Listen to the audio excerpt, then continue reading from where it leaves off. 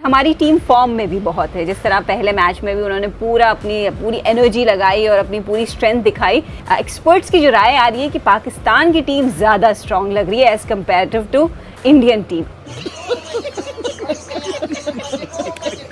तजर्बे के ऊपर और रिकॉर्ड के ऊपर तो ऑन पेपर तो आपको इंडिया की टीम मजबूत नजर आएगी, लेकिन जो इस वक्त पाकिस्तान की टीम एक शेप के अंदर नजर आ रही है वो बहुत ही आउटस्टैंडिंग है। और आप कंज्यूम्ड है पूरी टीम एक बॉलर के खिलाफ कि शाहीन शाह अफरीदी को हमने फेस कर रहा है, ही सिंपली अनप्लेएबल फॉर यू। तो कितना प्रेशर माउंट कर जाती है, क्या यही चीज है जो ओवरवेल्म हो जाते हैं आपके इतने बड़े और जिन्हें आप महान प्लेयर्स कहते हैं कि वो एक बॉलर से बिल्कुल ओवरवेल्म्ड है, दे simply can not play him. लेकिन पाकिस्तान का जिस तरीके से बॉलिंग अटैक है वो भी बहुत ही दुनिया को मालूम है कि शाहीन शाह अफरीदी जिस अंदाज में बॉलिंग कर रहे हैं और उनके साथ फिर नसीम शाह और हारिस रऊफ जिस तरह बॉलिंग हो रही है। तो बात सही है कि हमारे इम्पैक्टफुल बॉलर्स जो हैं उनका खौफ तो इंडियन टीम पर भी है, क्योंकि जहां हमारे वर्ल्ड क्लास बैटर है, हमारे पास Babar Azam number 1 ODI batter है, हमारी टीम नंबर 1 है ओडीआई टीम, तो इसका प्रेशर डेफिनेटली इंडियन टीम पर है।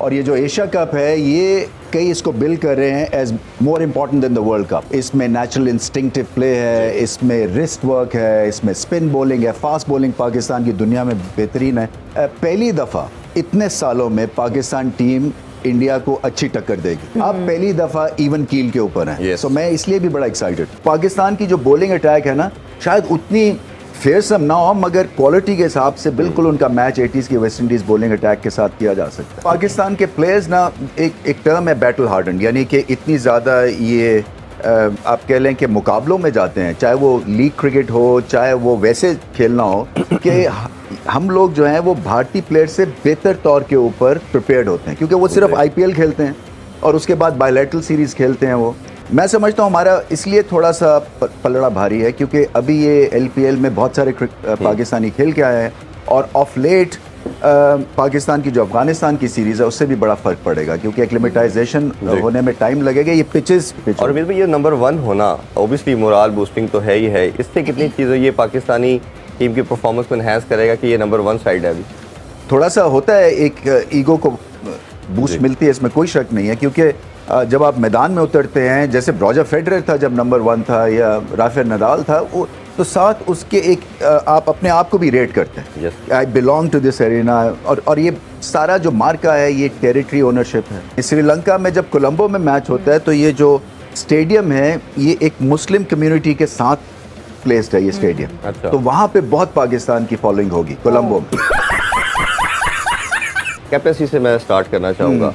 कैप्टन पे सबसे ज़्यादा ऑब्वियसली प्रेशर भी है, ऑनर्स भी है, और बाबर हम देख रहे हैं कि बड़ी जल्दी इस चीज़ को लर्न करता चला जा रहा है। ऑफ लेट देखें तो हमें रॉयत के बड़े इवेंट के अंदर वो भी फंसता चला जा रहा है, चाहे हम टेस्ट चैंपियनशिप के फाइनल की बात करते हैं या कोई भी बड़ा इवेंट देखते हैं तो वो परफॉर्म उस तरह नहीं कर पाता। शाहीन का काफ़ी प्रेशर होता है कि पहला उनका स्पेल काफ़ी वाइटल होता है, तो इंडियन बैटर्स इसको कैसे लेंगे फिर? देखें, अगर आप उनकी डगआउट में ये एक तरह से ये पैनिक लाइक सिचुएशन है, क्योंकि उनको रेट करते हैं, वो इन स्विंग के ऊपर रोहित शर्मा पता नहीं कब से प्रैक्टिस कर रहे हैं कि गेंद मिस ना करूं, मैं पैड पे लगाता आउट, क्योंकि वो इन स्विंग एंगल के साथ और एक्यूरेट करते हैं पहला ही बॉल।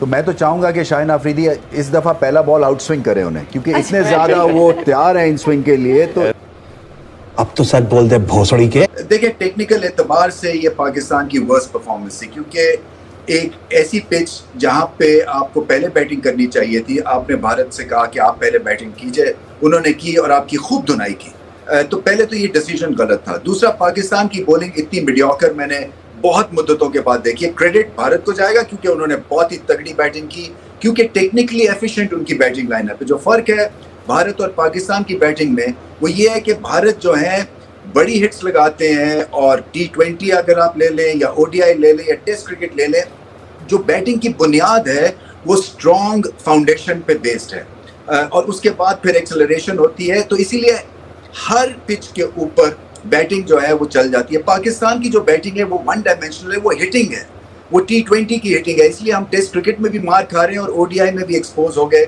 एक टफ पिच के ऊपर जहाँ गेंद सीम कर रहा था वहाँ पे हमें we appeared as clueless।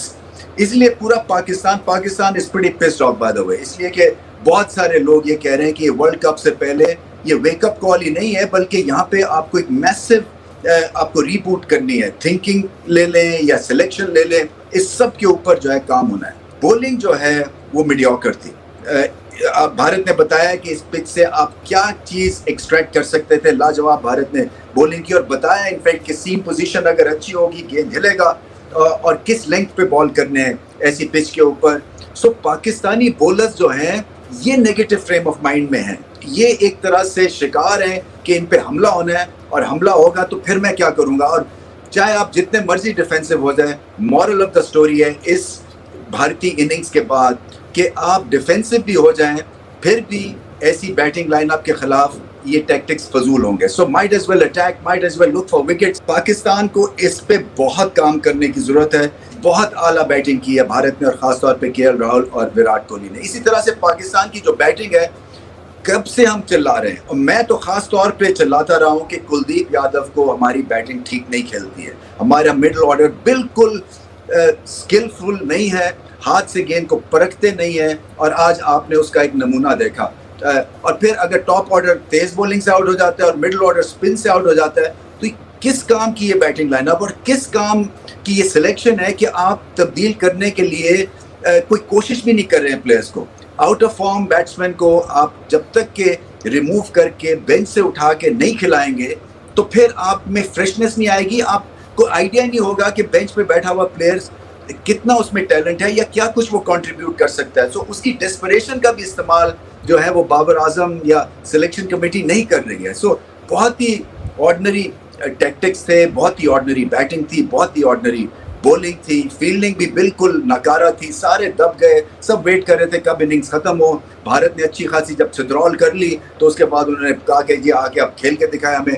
वहाँ पे भी बिल्कुल जिसको कहते हैं फ्लॉप शो। मेरे ख्याल में इंडिया कल लग रहा था कि वर्ल्ड नंबर 1 टीम खेल रही है और पाकिस्तान के सवेरा हार जीत होती है, बिल्कुल होती है। अगर आपको याद हो जब 265 का मैच था जो बारिश की वजह से नहीं हुआ पाकिस्तान इंडिया का पहला, मैंने तब भी कहा था कि मैं चाह रहा था कि बैट्समैन अंदर जाएं, जरा ये रन चेस करें क्योंकि इजी नहीं है। 260 प्लस रन बहुत अच्छे रन है। अच्छा, कल क्योंकि इंटेंट नहीं था वहां पे बैट्समैनों की तरफ से कोई चीज ऐसी मुझे नजर नहीं आई कि यार वो जीतने के लिए कोई एफर्ट लगाने के लिए वो एक बॉडी लैंग्वेज आपको बता देती है। अगर कल पाकिस्तान टीम चलो हार जाता कोई बात नहीं, लेकिन 280 290 रन करके नजर तो आते नहीं कि हमारे पास बैट्समैन है। ठीक है, कंडीशन मुश्किल थी, सेकंड इनिंग और ये और वो, लेकिन आउट क्लास कर दिया। जिस तरह मैंने आपको कहा कि इंडिया के जो बॉलर्स थे, खासतौर पे बुमराह के आने के बाद उनका कॉम्बिनेशन बहुत जबरदस्त हो गया। और बार बार बात हो रही थी टॉस के ऊपर के बाबर ने टॉस जीत के क्यों पहले बॉल। पिच वही था, सिर्फ बॉलर्स की लाइन और लेंथ में फर्क था। पिच मेरा नहीं ख्याल कि कोई चेंज हुआ। उनके स्पिनर्स हैं क्या जबरदस्त तरीके से क्या नाम है कुलदीप यादव, कितनी जबरदस्त बॉलिंग की उसने, विकेट टू विकेट उसने टर्न भी किया, उसने कॉन्फिडेंस के साथ वो बड़ी हिट खाने से भी नहीं डर रहा था। तो आपको चांसेस लेने पड़ते हैं। तो उनकी बॉलर्स ने जो बॉलिंग की है वो पिच को इतना जबरदस्त यूटिलाइज किया उनके फास्ट बॉलर और स्पिनर्स ने, जो कि बहुत बड़ी कमी नजर आई हमारी बॉलिंग में। बड़े खिलाड़ी को बड़े मैच में परफॉर्म करना होता है, हमने आज तक यही सुना है। पाकिस्तान के लिए कोई फाइनल मेरे नजदीक बड़ा नहीं होता, सबसे बड़ा मैच होता है कि इंडिया से आप जब टकराएं। हम इंडिया के बड़े खिलाड़ियों की बात कर लेते हैं। इस स्क्वाड में रोहित शर्मा पाकिस्तान के खिलाफ 18 मैचेस 787 रन 750 200, यानी कि 9 मरतबा उन्होंने पाकिस्तान को बड़ा स्कोर करके दिया। कोहली 15 मैच 250 200 183 रन की भी पिटाई की हमारी। आज 300 है, ठीक है, आज तीसरा 100 भी हो गया, यानी कि 300 हो गए उनके, यानी कि 5 मरतबा और 183 रन की पिटाई को हम भूल जाते हैं। अब हम बात कर लेते हैं दुनिया के सबसे बड़े इस टाइम रैंकिंग के बैट्समैन केएल राहुल। आप भूल गए नहीं 57 एक मैच में और 111। दो बड़े नामों की बात कर रहा हूं ना। अब हमारा जो इस टाइम रैंकिंग का सबसे बड़ा नाम है बाबर आजम। नहीं, हमारा नहीं, दुनिया का। आईसीसी रैंकिंग दुनिया का नंबर। आईसीसी रैंकिंग अब तक 7 मैचेस खेले हैं, पहली बार 8 बनाए, फिर 46 बनाए, फिर 47 बनाए, 9 बनाए, 48 बनाए, आज 10 बनाए, एक भी 50 नहीं। तो मुझे ये बताएं कि आखिर हमारा बड़ा बैट्समैन क्यों इतना प्रेशर में हो जाता है और उनके बड़े बैट्समैन इतने, पंजाबी में कहते हैं बोंतर जाते हैं या ऐसे हो जाते हैं कि वो हाँ हमारे जी, पास बड़ा स्कोर बना बैट्समैन लेते हैं। बड़े मैच में अगर वो कह रहे हैं बड़ा बैट्समैन अगर बड़े मैच में ही नाकाम है तो फिर वो बड़ा बैट्समैन बाबर आजम संभालने की